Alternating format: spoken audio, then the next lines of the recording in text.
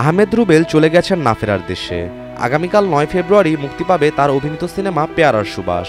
8 বছর পর মুক্তি পাচ্ছে নুরুল আলম আতিক পরিচালিত এই সিনেমাটি। জয়া আহসানের পাশাপাশি এই চলচ্চিত্রে গুরুত্বপূর্ণ চরিত্রে অভিনয় করেছেন অভিনেতা আহমেদ রুবেল।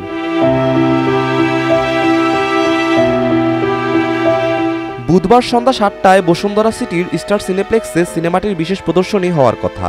প্রদর্শনীতে অংশ নেওয়ার উদ্দেশ্যে রওনা দিয়েছিলেন এই অভিনেতা, কিন্তু সিনেমার প্রদর্শনী শুরুর আগেই তার মৃত্যুর খবর পাওয়া যায়। এদিকে গত 5 ফেব্রুয়ারি ছবিটির মুক্তি উপলক্ষে এক সংবাদ সম্মেলন আয়োজন করা হয়েছে। সেখানে উপস্থিত ছিলেন অভিনেতা আহমেদ রুবেল সহ আরও অনেকে।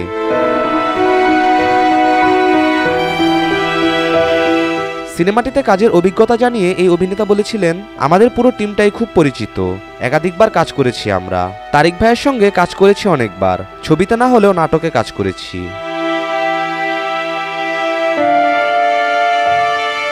জয়ার সঙ্গেও কাজ করেছি, সেই হিসেবে মনে হয়েছে সবকিছুই খুব চেনা চরিত্রে কাজ করেছি, কাজ করে যথেষ্ট ভালো লেগেছে।